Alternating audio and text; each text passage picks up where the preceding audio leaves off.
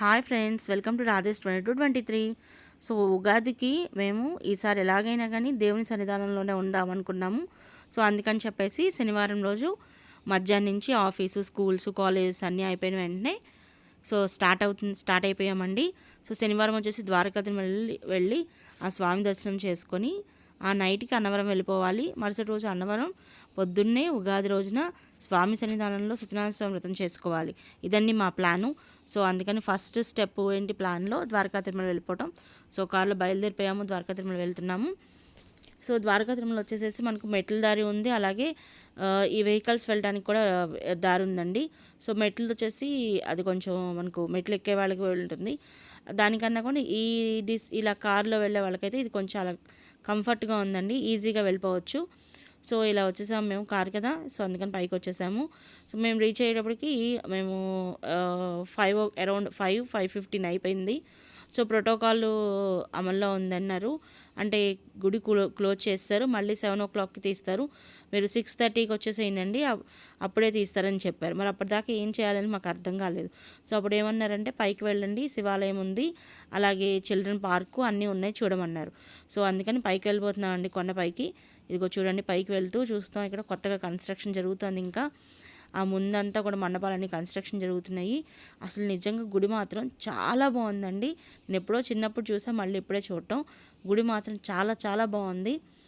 ఇక్కడ చూడండి, శివాలయానికి వచ్చాం. ఇది కూడా పాత శివాలయము. ముందు వచ్చేసి మళ్ళీ దీనికి కూడా ఏంటంటే ఆ గోపురము, ఆ మండపాలు ఏదో ఫ్రంట్ అంతా కూడా మళ్ళీ రీకన్స్ట్రక్ట్ చేస్తున్నారు, కొత్తగా కడుతున్నారు. సో ఇక్కడ శివాలయం అయిపోయింది. శివాలయంలో రాధేష్ కొంచెం అవన్నీ తిరిగి ఎంజాయ్ చేశాడు, నచ్చింది బాగా రాధేష్కి. సో వెంటనే ఇక్కడ కొంచెం శివాలయం నుంచి బయటికి రాగానే మనకు సన్ డయల్ అంటే సూర్య యంత్రం అనేది ఒకటి కనబడుతుందండి. సో అది ఏంటా అని చూద్దామని చెప్పేసి వచ్చేసాము. ఈ సూర్య యంత్రాన్ని 2010 సంవత్సరంలో డిజైన్ చేశారంటే హైదరాబాద్ సంబంధించిన ఒక సంస్థ, శ్రీ వేద భారతి అని.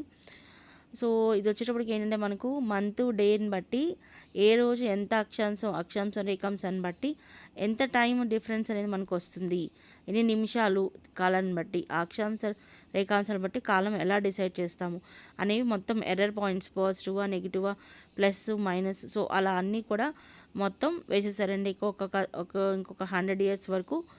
సో ఇది వచ్చేసి చూడండి, ఇక్కడ మీకు అక్షాంశాలు రేఖాంశాలు అన్నీ కూడా క్లియర్గా చూపిస్తారు. తెలుగులోనూ ఉంది, అలాగే ఇంగ్లీష్లో కూడా ఉంది. సో ఆ సండేలు చూసేసుకుంటూ వచ్చాము. ఇదిగోండి కింద మీకు బోర్డ్స్ కూడా పెడతారు, ఇంగ్లీష్లో కూడా పెడతారు, అలాగే తెలుగులో కూడా ఉంటుంది. రెండిట్లో కూడా మీకు రాయడం అనేది జరిగింది, సూర్య యంత్రము, ఫలభా యంత్రము అని చెప్పేసి. సో వాటి డీటెయిల్స్ అన్నీ కూడా ఇక్కడ ఉన్నాయి. తర్వాత వచ్చేసి ఇదిగోండి ఒక ఆడుకుంటున్నారు. ఇంకేం చేస్తాం మరి, 7 o'clock కదా, సో టైం ఉంది, ఇంకా నియర్లీ 1.5 hour టైం ఉంది. సో ఏం చేయాలో తెలియక రాధేశ్వరికి రన్నింగ్ రేసు. అక్కడే కుందేలు పార్క్ ఉంటే కొంచెం చూసాము. తర్వాత ఇక్కడ ఇదిగోండి గజలక్ష్మి అని చెప్పి ఏనుగు అంటే స్వామివారి ఏనుగు అనమాట ఇది. సో స్వామివారి ఏనుగు అది చూడటానికి అని చెప్పొచ్చాము. రాధేష్ ఏనుగు దగ్గరగా చూస్తున్నాడు ఇక్కడ. సో తర్వాత అక్కడే గోశాల ఉంది. అక్కడ గోశాలలో వచ్చేసేసి చాలా ఆవులు ఉన్నాయండి, చాలా బాగా మెయింటైన్ చేస్తున్నారు అన్నింటినీ కూడా. అక్కడ చిన్ని కృష్ణుడు ఉన్నాడు, కృష్ణుడు. సో ఆ కృష్ణుడి దగ్గరికి మా రాధాకృష్ణుడు వచ్చేసాడండి. కృష్ణుడు అంటేనే అసలు చాలా ఇష్టము. అక్కడ నెక్స్ట్ గుర్రం ఒకటి కనపడిందండి. ఆ గుర్రం వచ్చేసి హైలైట్ అండి మా ట్రిప్కి. దాని పేరు వచ్చేసి శ్వేత, గుర్రం పేరు. సో అది ఇక్కడ చూపిస్తున్న ఆయన పెద్ద ఆయన ఉన్నారు కదా, ఆయనే ఆ గుర్రాన్ని చూసుకునే ఆయన మాట తప్ప ఇంకెవరి మాట విందనమాట. సో రాధేష్కి ఏమో దగ్గరికి వెళ్ళాలని, ఎవరి దగ్గరికి వెళ్ళినా కానీ ఆ గుర్రం కదలటం లేకపోతే తోక విదిలించడం అలా చేస్తుందండి. కానీ చాలా బాగుంది. పిల్లలు దూరం నుంచి అయినా కానీ ఎంజాయ్ చేయొచ్చు, చూస్తారు, బాగుంది. అలాగే చిల్డ్రన్ పార్క్ కూడా ఉంది మనకు. మామూలుగా నార్మల్ పంచాయతీ వాళ్ళు పెడతారు కదా పార్క్స్, గవర్నమెంట్ పార్క్స్ ఉంటాయి కదా, సో ఆ పార్క్ కూడా ఉంది, పిల్లలు ఎంజాయ్ చేయొచ్చు. సో మా వాడిని ఇప్పుడు తీసుకెళ్ళామంటే ఆ పార్క్ నుంచి రాడని చెప్పేసి బయట నుంచి చూపించేసి పార్కును కూడా మేము అలా తిరుగుతున్నామండి. సో నియర్లీ 6:15 అయిపోయింది. 6:15 అయిపోయింది కదా, వెళ్ళిపోదామని చెప్పేసి టెంపుల్కి వెళ్ళిపోయామండి. ఇంకా టెంపుల్ చూడండి ఇక్కడ. సో టెంపుల్ చూడండి, అసలు ఆ టెంపుల్ స్ట్రక్చర్ కానీ స్వామివారికి చూడండి అక్కడ అసలు ఎంత బాగుందంటే, లోపల కూడా విగ్రహాలు కానీ ఆ డిజైన్ కూడా లక్కీగా అప్పుడే లైట్లు వేశారు చూడండి. ఇదిగోండి లైటింగ్, మన వీడియో కోసమే లైట్లు వేసినట్టున్నారు. సో అప్పుడే లైటింగ్ కూడా ఉంది. అక్కడ పక్కనే టెంపుల్ పక్కన వచ్చేసి ఇక్కడ దూద్ పేడ అంటే ఆవులతో చేసినవి అన్నీ అమ్ముతుంటే రాధేష్ లాగిచ్చేస్తున్నాడు ఒక స్వీటు. పాపం మధ్యాహ్నం ఎప్పుడో బయలుదేరాం కానీ మధ్యలో ఎక్కడ ఏం తినలేదు. సో ఆకలితో ఉన్నాడంటే ఒక స్వీట్ లాగిస్తున్నాడు. ఇప్పుడు చూపించేస్తారండి మీకు లోపలంతా కూడా. సో ఎలా డిజైన్ చేశారంటే అసలు ఆ స్కల్ప్చర్ కానీ ఆ డిజైన్స్ కానీ సో ఎలా ఉంది అంటే ఇక్కడ అన్నీ కూడా వరుసగా ఈయన విష్ణుమూర్తి కదా, మనకు విష్ణుమూర్తి యొక్క అవతారాలన్నీ కూడా దశావతారాలన్నీ కూడా ఇక్కడ వచ్చేసాయి చూడండి. అన్ని దశావతారాలు ఉంటాయి. అలాగే లక్ష్మీదేవి యొక్క అష్టలక్ష్ముల అవతారాలు ఉంటాయి.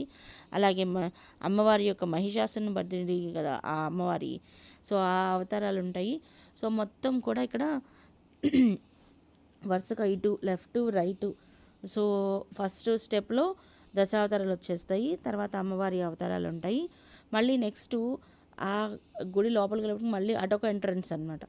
సో అక్కడికి వెళ్ళేటప్పటికి మళ్ళీ అక్కడ కూడా మళ్ళీ సేమ్ దశావతారాలు వస్తాయి అటు ఇటుగా. అలాగే అమ్మవారి అవతారాలు కూడా ఉంటాయండి ఇక్కడ. సో ఇది మొత్తం ఒకటేలాగా అసలు ఎంత బాగుందంటే. సో బయట వచ్చేసి ఇక్కడ జనరల్గా ఇక్కడ వచ్చేసి మనకు అక్కడ చూపిస్తున్నాను చూడండి, మీరు ఇప్పుడు వెళ్తున్నాం కదా షాపు, అది సెల్ ఫోన్ డిపాజిట్ అండి.